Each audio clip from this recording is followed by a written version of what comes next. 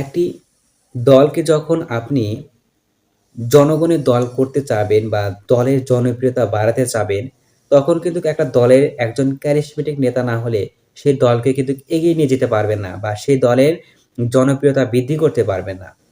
একজন ক্যারিসমেটিক নেতা একটা বড় দলের জন্য খুবই দরকার। আর এই অনুভবটা করেছিল বাংলাদেশ জামায়াতে ইসলামী। যখন বাংলাদেশ জামায়াতে ইসলামের জনপ্রিয়তা সেরকম ছিল না, মানে গ্রাম পর্যায়ে বা শহর অঞ্চলেও সব জায়গায় জামাতের যে গ্রহণযোগ্যতা সেটা ছিল না।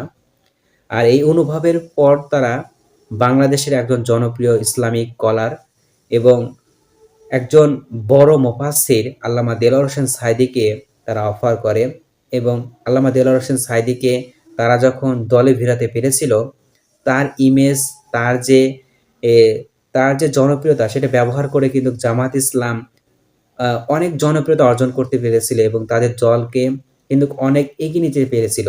কিন্তু আল্লামা দেলোয়ার হোসেন সাঈদী যখন মারা গেলেন, সেই দলে একজন ক্যারিসমেটিক নেতা বা জনপ্রিয় একজন ব্যক্তি অনুপস্থিত ছিল বা অনুপস্থিত হয়ে পড়ে। এই অনুপস্থিত পূরণ করার জন্যই কিন্তু এই দল থেকে বিভিন্নভাবে তারা বিভিন্ন জনপ্রিয় মানুষদেরকে দলে ফেরাতে চেষ্টা করছে। একসময় আমরা দেখলাম যে সোশ্যাল মিডিয়ায় ডক্টর মিজানুর রহমান আজহারীকে নিয়েও কিন্তু ব্যাপকভাবে আলোচনা চলছিল। কারণ তার যে জনপ্রিয়তা আল্লামা দেলোয়ার হোসেন সাঈদীর যে পূরণ মানে অভাব রয়েছে, সেই অভাবটা তিনি কিন্তু পূরণ করতে পারেন। আর তাকে যদি দলে ফেরানো যায়, তার জনপ্রিয়তা ব্যবহার করে জামাত ইসলাম কিন্তু আরো বেশি জনপ্রিয়তা অর্জন করতে পারবে এবং জনগণের দলে পরিণত হয়ে যেতে পারে। কিন্তু আসলে এই বিষয়টা যখন মিজানুর রহমান সাথে ব্যাপকভাবে সোশ্যাল মিডিয়ায় আমরা দেখতে পারলাম, তিনি বললেন যে আপাতত তিনি রাজনীতিতে আসতে চাচ্ছেন না।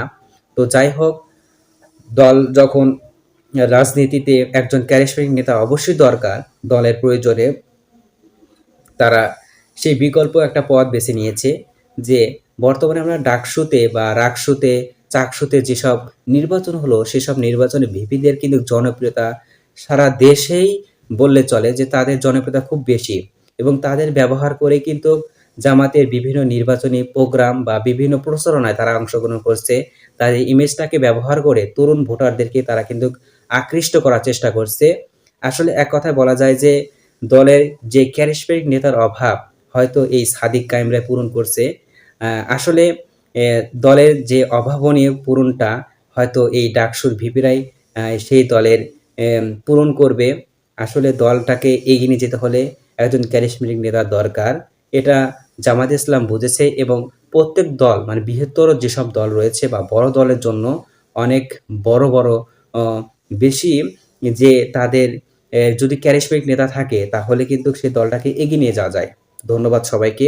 আসসালামু আলাইকুম ওয়া রাহমাতুল্লাহি ওয়া বারাকাতুহু।